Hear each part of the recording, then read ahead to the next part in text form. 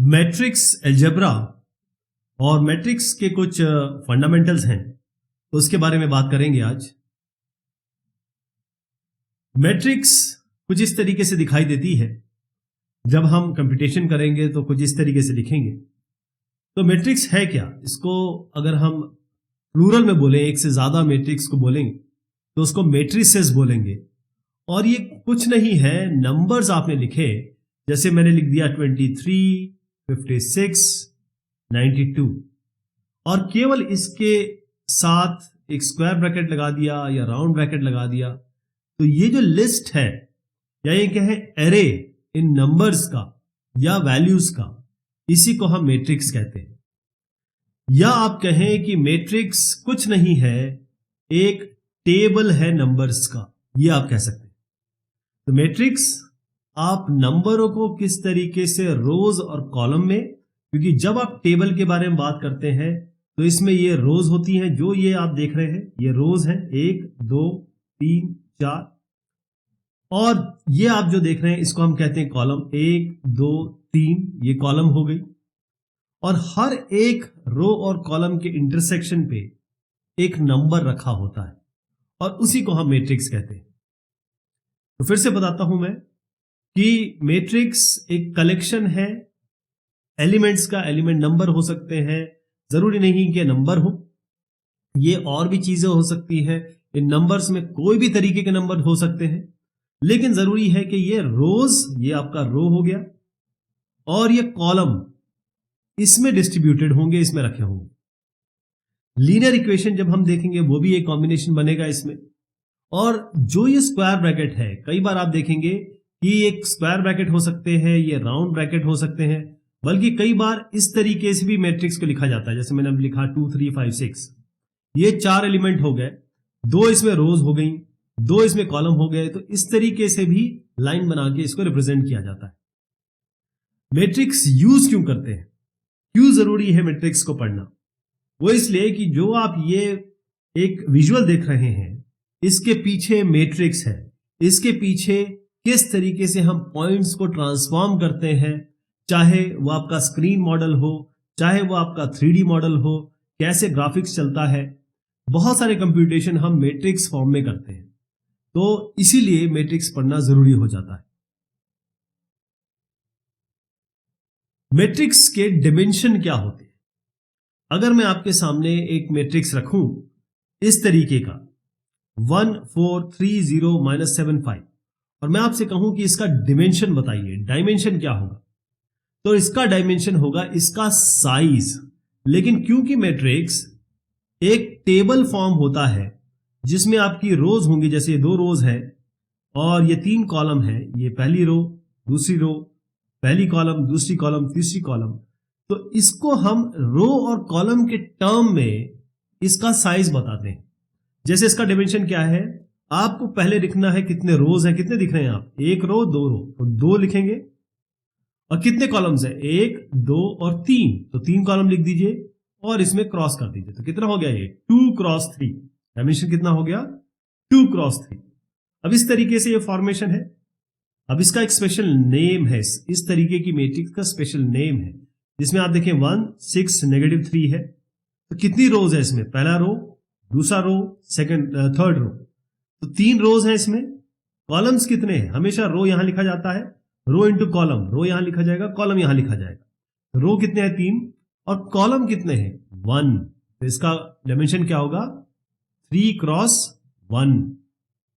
ये भी स्पेशल, इसको हम कहते हैं कॉलम मैट्रिक्स। ये जो मैट्रिक्स देख रहे हैं ये भी एक स्पेशल मैट्रिक्स है। और यहां पर आप देखेंगे जब अगर हम इसको ऐसे लिख दें या फिर राउंड ब्रैकेट लगा दें, कुछ भी लगा सकते हैं हम, 160, तो ये 160 नहीं है, 1 अलग मेंबर है, 6 अलग मेंबर है, 0 अलग मेंबर है। तो इसमें रोज कितने हैं, ये रोज हैं जो सीधे जाते हैं, नंबर ऑफ रोज है 1। कॉलम कितने हैं 1 2 और 3, 3 कॉलम हो गए, तो 1/3। इसको हम कहते हैं रो मैट्रिक्स, जिसमें केवल एक रो होगी। इसको हम कहते हैं कॉलम मैट्रिक्स, जिसमें केवल एक कॉलम होगा। और इसका जो फॉर्मेशन है, डायमेंशन है, साइज के रिस्पेक्ट में, रो और कॉलम में अगर हम बताएं तो ये हो जाएगा 1 रो और 3 कॉलम, ये डायमेंशन होता है मैट्रिक्स का। मैट्रिक्स में क्या नोटेशन है, किस तरीके से नाम दिया जाता है, तो हमेशा कैपिटल लेटर से दिया जाता है। पहले मैं आपको बता दूं कि मैट्रिक्स को रिप्रेजेंट करने के कई तरीके हैं। आप मैट्रिक्स को राउंड ब्रैकेट से भी कर सकते हैं, जैसे मैंने लिखा 1 2 5 6। हम स्क्वायर ब्रैकेट से भी कर सकते हैं, इसी की जगह हम स्क्वायर ब्रैकेट रख सकते हैं, और इसी की जगह हम स्ट्रेट लाइन भी रख सकते हैं। तीनों ही ये प्रचलन में है। तो ये जो मैट्रिक्स है इसका नाम क्या होगा? ये सिंपल मैट्रिक्स कहा जाएगा। इसमें 2 रोज है, इसका डायमेंशन क्या होंगे? इसमें 2 रोज है तो 2, 3 कॉलम है 1 2 3, 2/3 मैट्रिक्स हो गया, नॉर्मल मैट्रिक्स हो गया। लेकिन यहां पर आप देखेंगे कि इसमें 3 रोज है और 1 कॉलम है। तो जब आपका 1 कॉलम होगा तो इसको हम कहेंगे कॉलम मैट्रिक्स, क्योंकि इसमें मात्र 1 कॉलम है, इसीलिए ये कॉलम वेक्टर हो गया। अब इसको हम मैट्रिक्स और वेक्टर दोनों कह सकते हैं। उसका कारण क्या है कि जब हम मैथमेटिक्स में वेक्टर पढ़ते हैं तो वेक्टर को भी इसी तरीके से लिखा जाता है। वेक्टर क्या होता है? एक ऐसी यूनिट, ऐसा नंबर जिसमें डायमेंशन भी है। स्केलर क्या होता है? केवल 5, और 5 के ऊपर अगर मैं ये डायरेक्शन लगा दूं तो वो आपका वेक्टर हो जाएगा।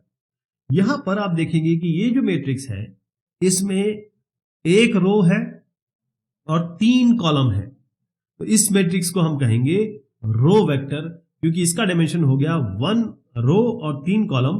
क्योंकि इसमें केवल 1 ही रो है इसलिए इसको रो मैट्रिक्स या रो वेक्टर कहेंगे। ध्यान रखिएगा, अगर सिंपली मैं आपको बताऊं तो मैट्रिक्स जिसमें 1 कॉलम होगा वो वेक्टर होगा, सिंपल वेक्टर। ये भी एक वेक्टर होगा, तो कॉलम वेक्टर, रो वेक्टर, ये नोटेशन होते हैं। इस तरीके से इसको कहा जाता है। मैट्रिक्स के लिए वेरिएबल क्या यूज करेंगे? अब मान लीजिए आपका मैट्रिक्स M1 है, M2 है, ऐसे 3-4 मैट्रिक्स है। अब आप इसको मल्टीप्लाई करना चाहते हैं तो इसके लिए कोई ना कोई तो वेरिएबल यूज करना होगा। तो इसके लिए हम बोल्ड, मोटा और कैपिटल लेटर यूज करते हैं। जैसे आप देखिए ये मैट्रिक्स है 160, वैसे तो ये कॉलम मैट्रिक्स है लेकिन इसका रिप्रेजेंटेशन A है।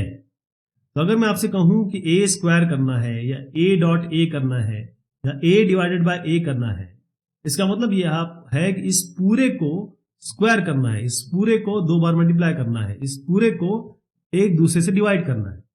तो हमारे जब कंप्यूटेशन आएंगे तो हम इसको कैपिटल में लिखेंगे। जैसे एक P मैट्रिक्स है, इसका स्क्वायर करेंगे, ये आपका T मैट्रिक्स अलग है, ये P मैट्रिक्स अलग है, और इसका रिजल्ट एक C मैट्रिक्स में आ रहा है।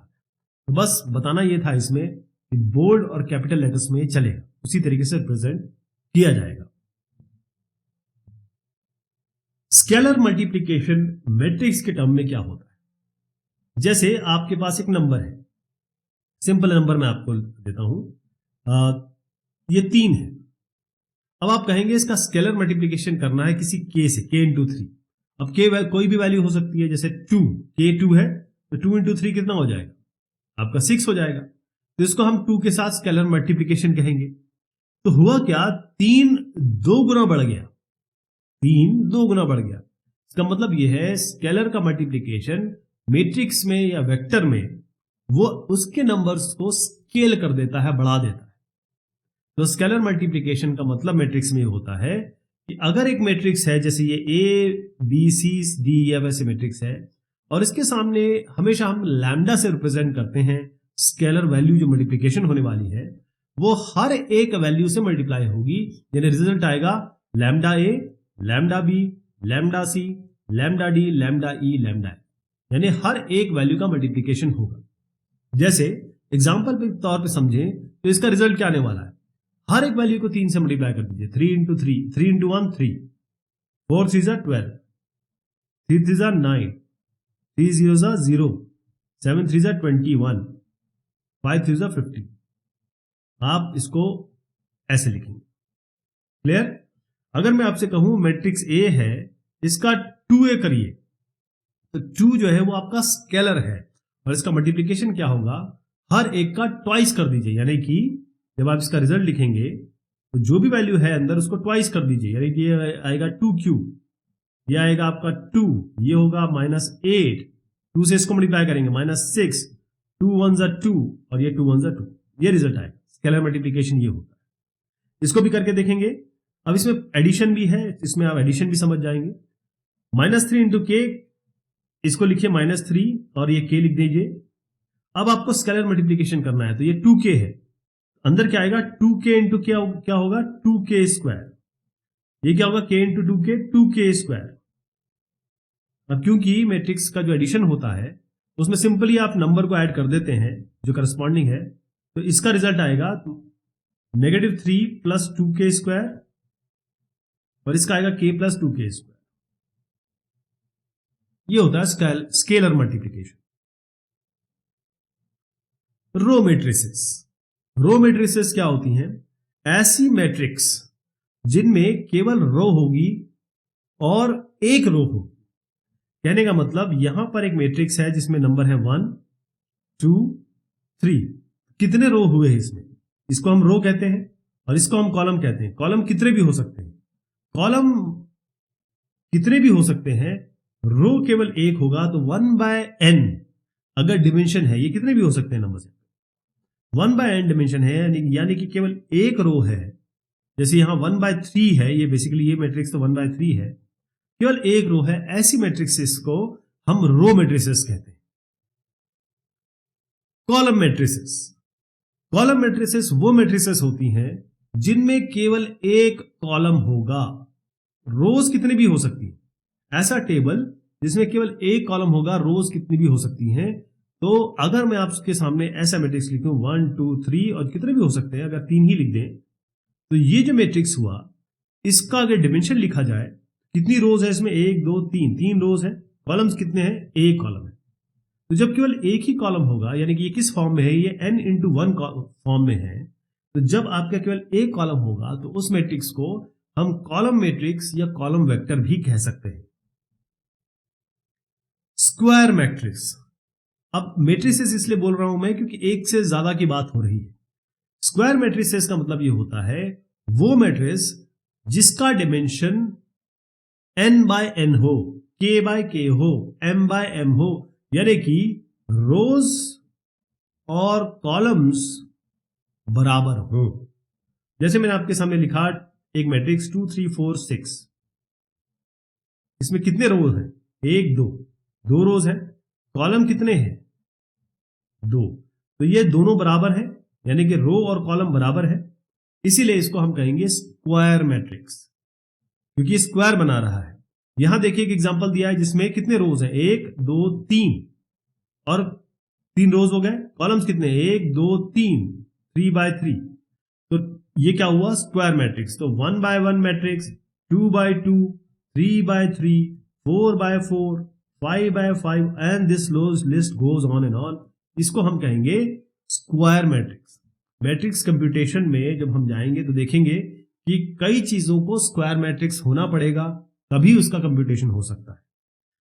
अब आपको एक मैट्रिक्स में लिखता हूं, ये वाला 1 2 3 5 9 8, ये क्या है, इसमें कितने रोज हैं, 1 2, कितने कॉलम्स हैं इसमें, कॉलम्स कितने देख रहे हैं आप, यहां पे कॉलम्स है आपके 1 2 3, मतलब रोज और कॉलम कितने हैं, 2 और 3, यानी कि ये दोनों बराबर नहीं है। जब यहां पर रो और कॉलम बराबर नहीं है तो इसका मतलब ये स्क्वायर मैट्रिक्स नहीं है। अगला है नल मैट्रिक्स। नल मैट्रिक्स का मतलब क्या हुआ कि ऐसा मैट्रिक्स जिसमें कंटेंट 0 है। कोई भी मैट्रिक्स किसी भी फॉर्मेशन का हो, है ना। और बेसिकली नल मैट्रिक्स में क्या होना चाहिए कि हम ये बात करते हैं हमेशा किसके रिस्पेक्ट में, स्क्वायर मैट्रिक्स के रिस्पेक्ट में। तो यहां क्या हुआ कि आपके पास एक मैट्रिक्स है जिसमें मैंने कहा 0 0 0 0, टर्म्स इसमें सारे 0 हैं। जैसे ये एग्जांपल है 3/3 मैट्रिक्स का, सारे के सारी वैल्यूज इसमें 0 है। ऐसे मैट्रिक्स को हम कहते हैं नल मैट्रिक्स, या एक से ज्यादा हो, जैसे इन दोनों को मिला के मैं कहूं तो नल मैट्रिसेस। आइडेंटिटी मैट्रिसेस, आइडेंटिटी क्या होता है, जब आप एक मिरर को देखते हैं या शीशे को देखते हैं तो आप खुद दिखाई देते हैं। आइडेंटिटी का मतलब मैथमेटिक्स में यही होता है। तो आइडेंटिटी मैट्रिक्स, पहली चीज तो यह है कि कोई भी आइडेंटिटी मैट्रिक्स की जब आप बात करेंगे तो वो स्क्वायर मैट्रिक्स होनी चाहिए। स्क्वायर मैट्रिक्स मतलब रो और कॉलम दोनों बराबर होने चाहिए, डायमेंशन आर और सी की एक जैसी होनी चाहिए। अब आइडेंटिटी मैट्रिक्स में आप ये देखेंगे कि वो मैट्रिक्स जो स्क्वायर मैट्रिक्स होगी, जैसे मैं आपसे ये लिखता हूं, तो ये डायगोनल है, ये डायगोनल है, तो डायगोनल के सारे मेंबर 1 होने चाहिए। ठीक है जी, सारे मेंबर 1 और बाकी सारे 0। जैसे अगर 3/3 को लिखना चाहें तो क्या होगा, यहां 1 रखिए, यहां 1 रखिए, यहां 1 रखिए, बाकी जगह सब जगह 0 कर दीजिए। तो डायगोनल में क्या हो गया, आपका 1 आ गया। तो डायगोनल में 1 हो, बाकी सब 0 हो, तो इसको हम कहते हैं आइडेंटिटी मैट्रिक्स। तो ये 3/3 बता दिया मैंने आपको, ये 2/2 हो गया। अगर आपको केवल 1/1 लिखना है, केवल एक कंटेंट हो उसमें, तो केवल ये 1 हो जाएगा, ये 1/1 हो जाएगा। इसे कहते हैं आइडेंटिटी मैट्रिक्स। आइडेंटिटी मैट्रिक्स को समझने का एक और तरीका है कि मैं आपसे अगर सवाल पूछूं कि भाई जिस तरीके से कोई भी नंबर आप ले लीजिए मैथमेटिक्स में और उसको 1 से मल्टीप्लाई करिए, करके देखिए 3.8 इंटू 1 क्या आता है, 2/3 इंटू 1 क्या आता है, 5 इंटू 1 क्या आता है। हर केस में आपको ये एक्चुअल नंबर ही वापिस आ जाएगा। तो ये तो नॉर्मल वे है, मतलब जैसे हम मल्टीप्लिकेशन करते हैं वैसा है। क्या मैट्रिक्स में ऐसा कोई नंबर है जो इस 1 का काम करे कि भाई जब भी आप मल्टीप्लाई करें मैट्रिक्स, किसी भी मैट्रिक्स को इस नंबर से या इस मैट्रिक्स से, तब यही वापिस आ जाए? तो उसी को हम कहते हैं आपका आइडेंटिटी मैट्रिक्स। जैसे आपको मैं एग्जांपल के तौर पे समझाता हूं, यहां पर आई और ए है, तब मैं आई और ए और आई को मल्टीप्लाई करूंगा। ये करते हैं पहले, ये आप खुद ब खुद समझ जाएंगे। हमने मल्टीप्लाई किया ए और आई को, ए क्या है, ए बी सी डी, कोई भी नंबर भी ले सकते हैं आप, है ना, कोई नंबर भी ले सकते हैं। अब इसका रिजल्ट देखिएगा 1 0 0 1। इसमें क्या होता है, पहले रो को कॉलम से मल्टीप्लाई करते हैं, मतलब ए इंटू 1 प्लस बी इंटू 0। फिर इसी रो को दूसरे कॉलम से मल्टीप्लाई करते हैं, यानी यहां क्या आएगा, ए इंटू, देखिए ए इंटू 0 प्लस बी इंटू 1। अब दूसरी रो को पहले रो से करेंगे, सी इंटू 1 प्लस डी इंटू 0। यहां क्या आएगा, सी इंटू 0 प्लस डी इंटू 1। ये क्या बना, जहां जहां 0 है उसको हटा दीजिए, ये 0 हो गया, ये 0 हो गया, ये 0 हो गया, ये 0 हो गया। क्या बचा, ए, यहां पर आया बी, यहां आपका आया सी, यहां डी। तो आप देख रहे हैं कि इससे मल्टीप्लाई करने पर यही चीज आ गई वापस। तो ये क्या हो गया, आपका आइडेंटिटी मैट्रिक्स।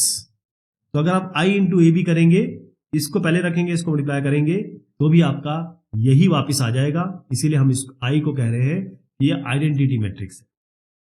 तो ये जो आपने देखा, ये आइडेंटिटी मैट्रिक्स है, चाहे ए आई करें चाहे आई ए करें, किसी भी ए मैट्रिक्स के लिए इस ए पे कोई भी इफेक्ट नहीं होगा, ये वापस अपने आप आ जाएगा।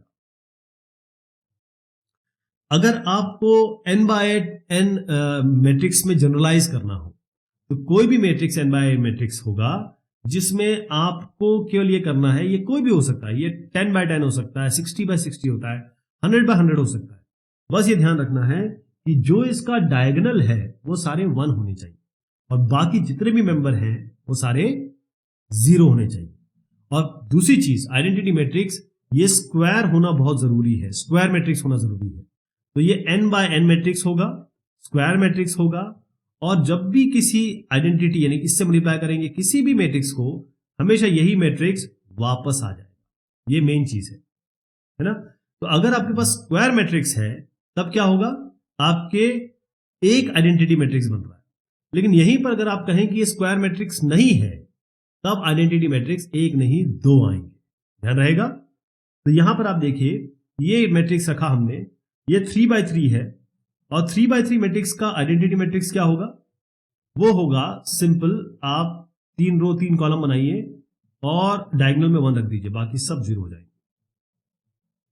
इससे मल्टीप्लाई करिए, इस रो को इस कॉलम से, जो मेंबर आएगा 1 ही वापस आ जाएगा। इसको इससे करिए, जिसको भी, मतलब पहले ये रो को इन तीनों कॉलम से करिए, आपका ये टर्म आएगा और आप देखेंगे यहीं पे कि ये 1 2 और 3 वापस आ जाएगा, यानी कि ये जो ये वाला जो मैट्रिक्स है वापस आ जाएगा। और इसी को हम कहेंगे कि हमने ए को अगर आइडेंटिटी मैट्रिक्स से मल्टीप्लाई किया, ये I3 है क्योंकि तीन रो 3 कॉलम है और ये 3x3 मैट्रिक्स है, तो यहां पर जो आएगा वो ए ही लौट के आ जाएगा।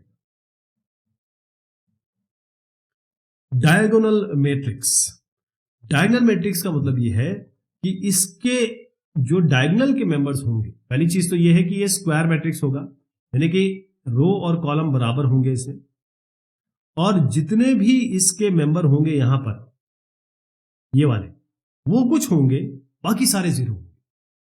यानी कि जो डायगोनल के अलावा सारे मेंबर होंगे वो जीरो होंगे, डायगोनल में कोई भी नंबर हो सकता है, तब इसको हम डायगोनल मैट्रिक्स कहेंगे। स्केलर मैट्रिसेस, स्केलर मैट्रिसेस क्या होते हैं? स्केलर मैट्रिसेस का मतलब ये होगा कि जो भी नंबर हैं डायगोनल में वो सारे सेम होंगे, यानी ऐसा diagonal matrix,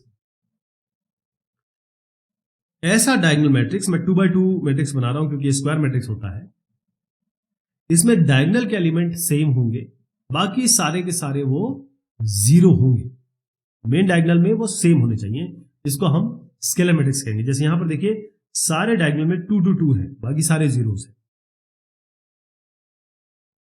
triangular matrices, triangular matrix का मतलब ये होता है कि एक मैट्रिक्स में आप एक ट्रायंगल बनाएंगे, अपर या लोअर डायगोनल के ऊपर या नीचे, तो ऊपर के सारे नंबर्स होंगे, कुछ ना कुछ वैल्यू होगी, नीचे के जीरो होंगे, या नीचे सारे मेंबर होंगे, ऊपर सारे जीरो होंगे। अब इसको मैं बना के दिखाता हूं।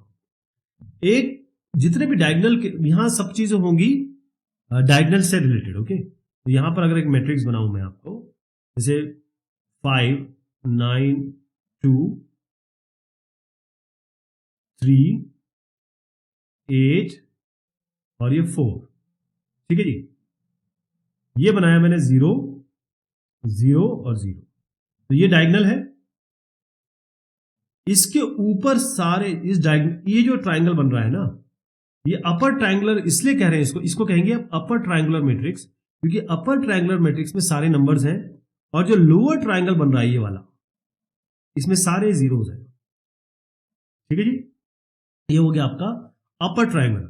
इसी को अगर उलट दिया जाए, इसी को हम उलट देंगे, जैसे हमने कहा 5 6 3 9 2 8, यहां 0 0 0, ये नहीं आएगा, यहां 0, ये 0 0, ठीक है।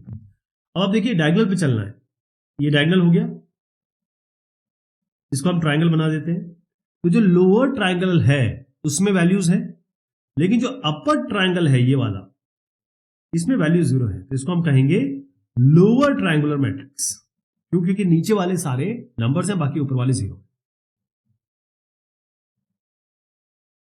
सिमेट्रिक और स्क्यू सिमेट्रिक, सिमेट्रिक और स्क्यू मैट्रिसेस क्या होते हैं?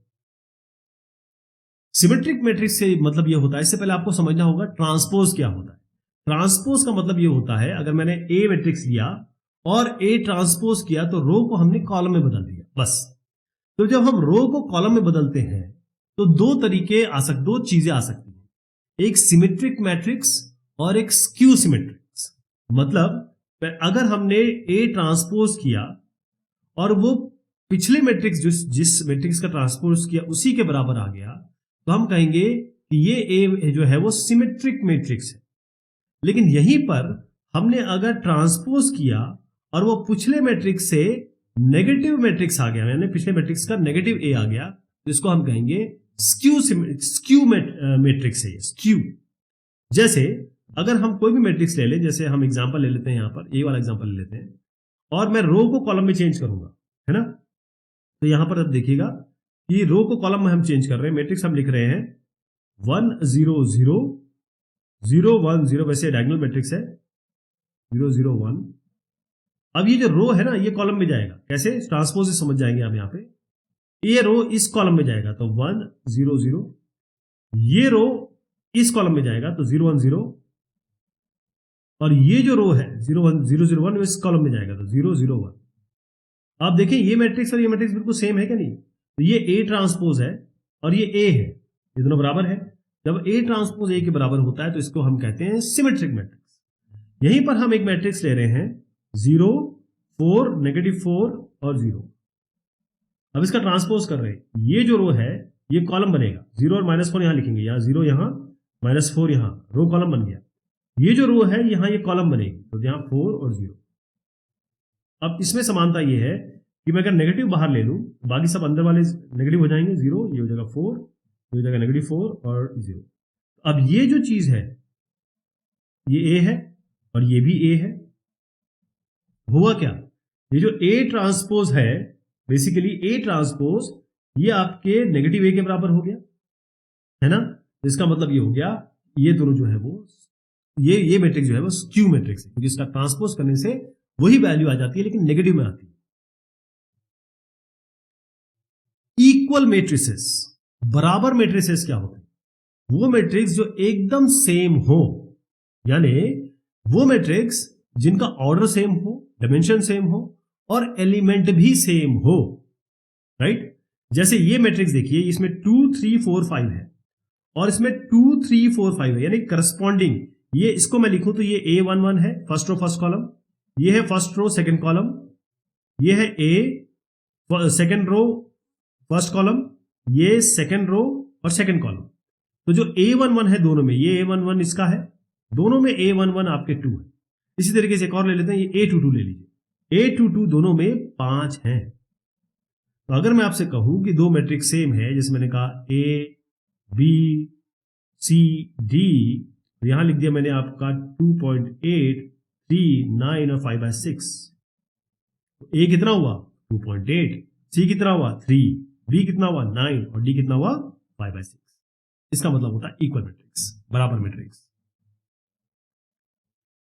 Adding and subtracting matrices, matrix को ऐड करना और सबट्रैक्ट करना, ये हम डायरेक्ट करते हैं, डायरेक्ट हो जाता है। ये कैसे होगा इसको समझिए। देखिए, आपको केवल करस्पॉन्डिंग एलिमेंट को जोड़ना और घटा देना, बट बस एक चीज ख्याल रखनी है, जब भी दो मैट्रिक्स को आप ऐड करेंगे या सबट्रैक्ट करेंगे कि इनके डिमेंशन सेम होने चाहिए। कहने का मतलब कि जब हम एडिशन करेंगे, जोड़ेंगे, जैसे आपने कहा 2 और 3 को जोड़िए, दो वैल्यूज को जोड़ा आपने, ऐसे 2.3 और 6.2 को जोड़ सकते हैं आप, सिंपल एडिशन है। ऐसे मैं आपसे कहूं 2 - 3 भी कर सकते हैं और 2.3 - 6.2 भी कर सकते हैं, है ना। तो यहां पर डायमेंशन मैट्रिक्स में सेम होने चाहिए। तो आपका एग्जांपल यहां पर देखिए, एग्जांपल जो है उसका ताल्लुक ऐसे है कि एक ये ए मैट्रिक्स है 2 2 2 2, ये बी मैट्रिक्स है 1 1 1 1। इसका एडिशन जो होगा, पहले तो ये है कि ये 2x2 मैट्रिक्स है और ये 2x2 मैट्रिक्स है, तभी इसका एडिशन हो सकता है, अदरवाइज नहीं हो सकता। अगर ये 3x3 मैट्रिक्स है तो 2x2 के साथ एडिशन नहीं हो सकता, पहली चीज तो ये क्लियर होनी चाहिए। दूसरा, आप करस्पॉन्डिंग एलिमेंट को ऐड करेंगे, कहने का मतलब ये है कि अब आप यहां पर आएंगे, आप 2 और 2 को ऐड करेंगे, 2 और 1 को ऐड करेंगे और यहां लिख देंगे 3, 2 और 1 को ऐड करेंगे, यहां लिख देंगे 3, 2 और 1 को ऐड करेंगे, यहां लिख देंगे 3, 2 और 1 को ऐड करेंगे, यहां लिख देंगे 3। तो करस्पॉन्डिंग एलिमेंट को हम जोड़ रहे हैं। जो मैट्रिक्स का एडिशन होता है वो कम्यूटेटिव है, यानी आप ए बी को जोड़ें या बी ए को जोड़े, रिजल्ट सेम आएगा। आपके पास 3 मैट्रिक्स है ए बी सी और इनको आप ऐड कर रहे हैं, तो पहले आप इन दोनों को कर दीजिए और फिर सी के साथ ऐड करिए, या फिर बी और सी को ए के साथ ऐड कर दीजिए। इसको हम एसोसिएटिव प्रॉपर्टी कहते हैं। यह भी मैट्रिक्स एडिशन फॉलो करता है। सबट्रैक्शन क्या होता है, बिल्कुल सेम काम करना है, बस करस्पॉन्डिंग एलिमेंट को आपको सबट्रैक्ट कर देना है। या ये समझ लीजिए कि a प्लस बी को आप इस तरीके से समझ लीजिए, ये a प्लस माइनस बी हो रहा है, a प्लस नेगेटिव बी। हमेशा मैट्रिक्स जो सबट्रैक्शन है उसको हम a माइनस बी से नहीं समझते हैं, हम उसको समझते हैं a प्लस माइनस बी से, यानी कि वो भी एडिशन की तरह ही समझते हैं। तो हमारे पास अब ये मैट्रिक्स आ गया। पहली चीज हम इसमें क्या, सबसे पहले क्या देखेंगे, ये 2x2 है, ये भी 2x2 है, तभी हम काम करेंगे। और अब हमारे पास जो a मैट्रिक्स है इसको तो हम ऐसे लिख देंगे, ये आपका a हो गया। यहां नेगेटिव ऑफ b है, माइनस b है, ये a माइनस बी हम करना चाह रहे हैं। हमेशा हम इसको प्लस करेंगे और इसको नेगेटिव कर देंगे, यानी कि ये हो जाएगा आपका -1 -1 -1 -1 -1। b क्या था 1 1 1 1, ये नेगेटिव हो गया। अब इसको ऐड कर देंगे, मैंने कैसे बताया, 2 - 1 कितना हुआ 1, फिर करस्पॉन्डिंग एलिमेंट को करेंगे 2 - 1, ये भी 1, फिर 2 और -1 आपका हो गया 1, 2 और -1 क्या हो गया आपका, ये आपका रिजल्ट आ गया। अब इसको देखिए, हम इसको ऐड करना चाहते हैं, तो ये कितने मैट्रिक्स, ये इसका ऑर्डर क्या है, इसमें 2 रोज हैं और 3 कॉलम है, इसमें भी 2 रोज हैं 3 कॉलम है, इसका मतलब हम मैट्रिक्स एडिशन और सब्ट्रैक्शन कर सकते हैं क्योंकि इसके ऑर्डर सेम होने चाहिए, अदरवाइज नहीं कर पाएंगे। अब आपको करना क्या है, करस्पॉन्डिंग एलिमेंट को बस जोड़ देना है। कैसे, ये 1 और 6 को जोड़िए 7 लिख दीजिए, 3 और -2 को जोड़िए कितना बनेगा 1, -7 और 9 को जोड़िए बनेगा 2, 4 और 2 को जोड़िए 6, 0 और 1 को जोड़िए 1, 5 और 0 को जोड़िए 5। क्लियर, एक और कर लेते हैं, यहां पर सब्ट्रैक्शन कर रहे हैं, तो सब्ट्रैक्शन के लिए हम क्या करेंगे, यहां पर एक एलिमेंट q है, इसको क्योंकि हम वेरिएबल पे नहीं कर रहे हैं तो इसको मैं 9 मान लेता हूं। ठीक है, वैसे तो ये एक सोल्यूशन है बाकायदा, q दिखाने का मेन कार्यक्रम ये था कि आपको ये भी पता चले कि ये बाकायदा आप यहां पर वेरिएबल के साथ जब कंप्यूटेशन करेंगे तो वेरिएबल्स होंगे आपके पास और फिर वो इक्वेट करेंगे। खैर, यहां हमको करना क्या है, आप ये रखिए, पहले तो आप पहले चेक करना पड़ेगा इनके ऑर्डर क्या है, ये कितना है 1 2 3 रोज हैं, कॉलम कितने हैं 2, इसमें 1 2 3 रोज हैं, कॉलम कितने 1 2, तो क्योंकि दोनों के ऑर्डर सेम है इसलिए हम कर सकते हैं इनका एडिशन और सब्ट्रैक्शन। यहां पर लिखेंगे 3 -1 0, यहां लिखेंगे 0 2 3। अब ये नेगेटिव है तो इसको प्लस कर दीजिए और अंदर सबको नेगेटिव कर दीजिए, तो ये हो जाएगा -9, ये 3 -1 ये 4 और ये -1। मैंने क्या किया, इन सब के साइन नेगेटिव कर दिए, राइट। अब इसको ऐड कर दीजिए, 3 और -9 को ऐड करिए -6, 0 और 3 को ऐड करिए 3, -1 और -1 को ऐड करिए -2, 2 और -1 को ऐड करिए 1, 0 4 को ऐड करिए 4, 3 और -1 को ऐड करिए तो आपका 2। क्लियर। ट्रांसपोजिशन या मैट्रिक्स का ट्रांसपोज क्या होता है, सिंपल भाषा में कहा जाए तो मैट्रिक्स का ट्रांसपोज होता है रो को कॉलम में बदलना या फिर कहें कॉलम को रो में बदलना, इसी को ट्रांसपोज कहते हैं। यानी हम रोज और कॉलम को इंटरचेंज कर देते हैं। बहुत सिंपल मैट्रिक्स से शुरुआत करते हैं। यहां पर आपके पास एक मैट्रिक्स है, इसमें 3 आपके रोज हैं, 1 कॉलम है, तो एक ही कॉलम है तो इस कॉलम को रो में बदल दीजिए। ये कॉलम है, रो में कैसे बदलेंगे, इस 1 को यहां रखिए, इस 1 को यहां और इस 2 को यहां, ये आपका क्या हो गया बी ट्रांसपोज, ऐसे ऊपर टी लगाते हैं तो बी ट्रांसपोज क्या बना 1 1 2। हमने किया क्या है, इसमें कॉलम को रो में बदल दिया। अब मान लीजिए आपके पास एक ऐसा मैट्रिक्स है जिसमें 1 रो है और 3 कॉलम है, बेसिकली ये रो मैट्रिक्स है। रो को कॉलम में बदल दीजिए, ये रो है, 3 को यहां लिखिए, इसको 4 को यहां लिखिए और 9 को यहां लिख दीजिए। ये क्या बन गया आपका, ये बन गया डी ट्रांसपोज।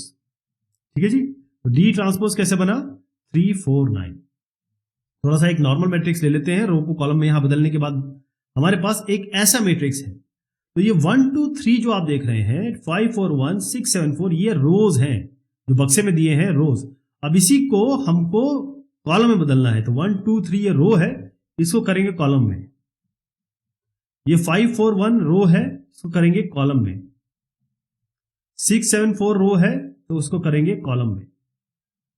ये जो आपकी मैट्रिक्स बनी है इसको हम कहेंगे कि ये ए ट्रांसपोज है, यानी कि जो फाइनल मैट्रिक्स बनने वाली है ए ट्रांसपोज वो कुछ इस तरीके से बनेगी। इसको कहते हैं मैट्रिक्स ट्रांसपोज। इसमें 2 चीज और बता देता हूं, अगर ट्रांसपोज एक्चुअल मैट्रिक्स के बराबर आता है तो इसको हम सिमेट्रिक मैट्रिक्स कहते हैं। अगर ए ट्रांसपोज मैट्रिक्स का नेगेटिव आ जाता है तो इसको हम स्क्यू मैट्रिक्स कहते हैं। मैट्रिक्स मल्टीप्लिकेशन, अब जैसे हम 2 नंबरों को मल्टीप्लाई करते हैं, जो मैट्रिक्स मल्टीप्लिकेशन है वो 2 टेबल्स का मल्टीप्लिकेशन है। क्योंकि मैट्रिक्स है क्या, मैट्रिक्स कुछ नहीं है, बस टेबल है। टेबल के हर एक सेल में एक वैल्यू रखी है। इन टेबल के जितने रोज हैं उसको हम रोज कहते हैं, जितने कॉलम्स है उसको कॉलम कहते हैं। ये इसका डायमेंशन हो जाता है।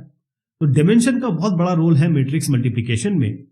तो पहले आप समझ लीजिए कि मैट्रिक्स के नंबर्स को हम इस तरीके से रिप्रेजेंट करते हैं, जो पहला टर्म आता है इसको हम ऐसे रिप्रेजेंट करते हैं ए आई जे। आई बताता है कौन सा रो है और किस कॉलम में वो जे बताता है। तो मैट्रिक्स मल्टीप्लिकेशन में सबसे इंपॉर्टेंट बात जो आती है वो ये आती है कि ये आपका मैट्रिक्स है, कितने बाय कितने का मैट्रिक्स है ये, और ये कितने बाय कितने का मैट्रिक्स है।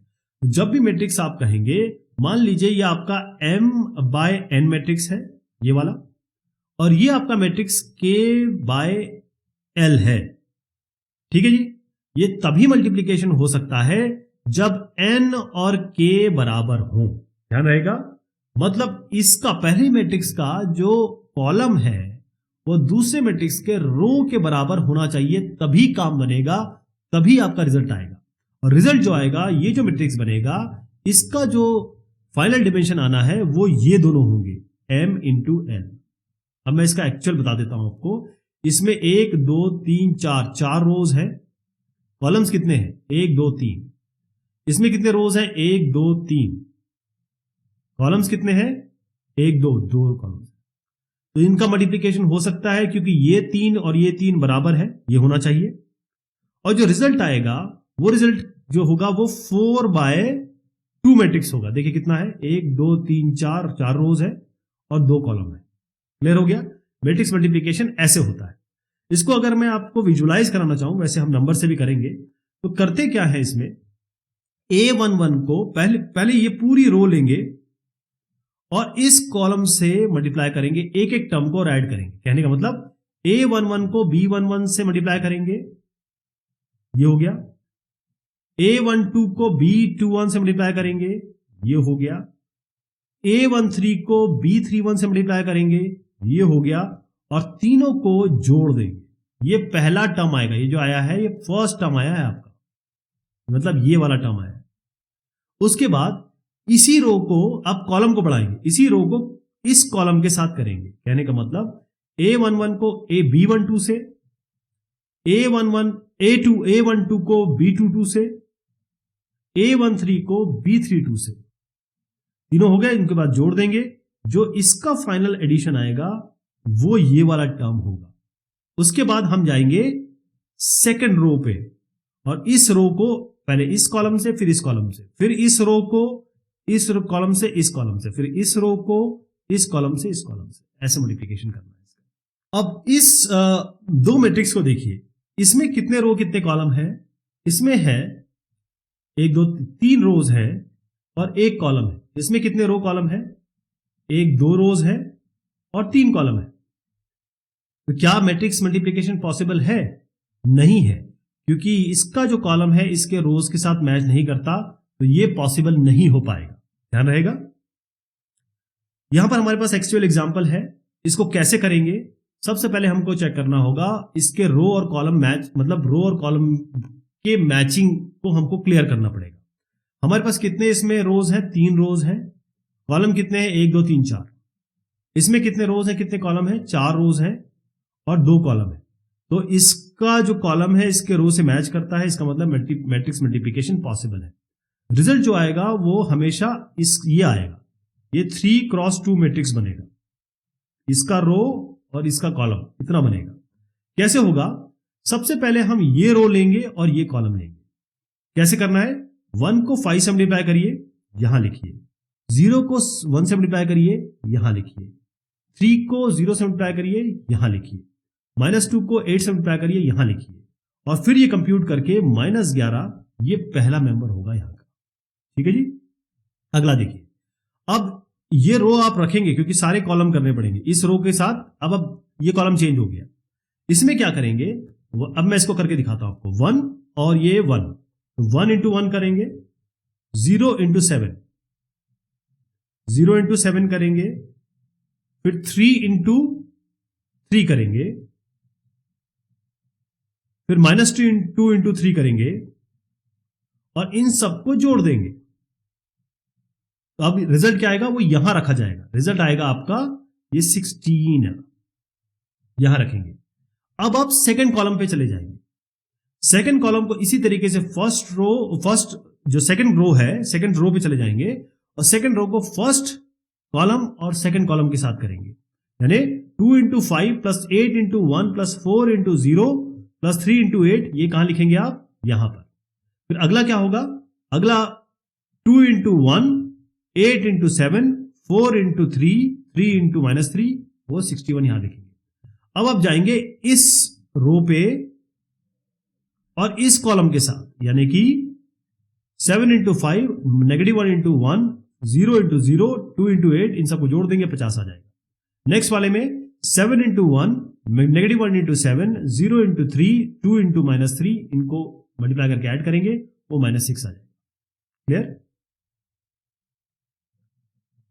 Inverse of a matrix, inverse क्या होता है, अगर मैं किसी भी ए एलिमेंट को बी के साथ मल्टीप्लाई करूं और मेरे पास ई आ जाए जो कि आइडेंटिटी एलिमेंट है, तो मैं कहूंगा बी ए का इनवर्स है, बी ए का इनवर्स है।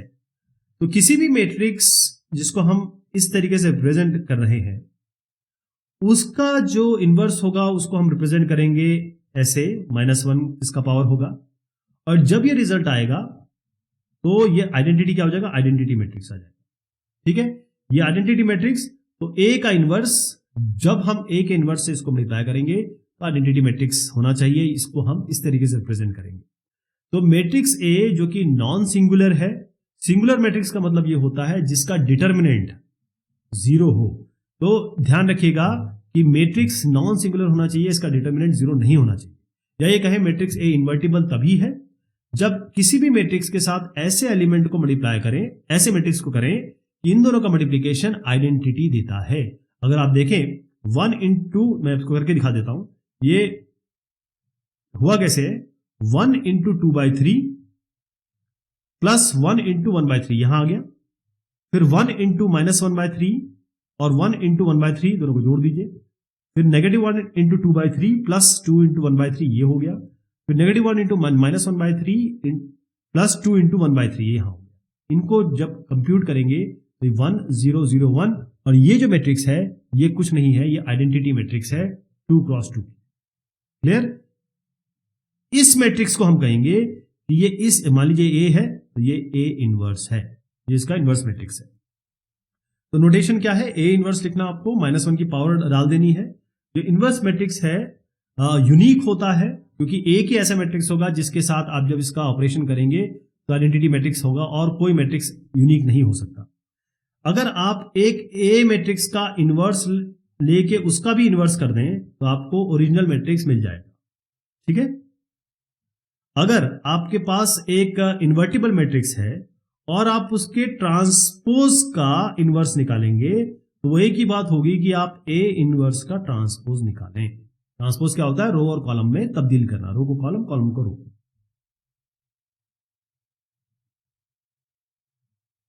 तो ये बात हुई आपके मैट्रिक्स अलजेब्रा की। बहुत शुक्रिया।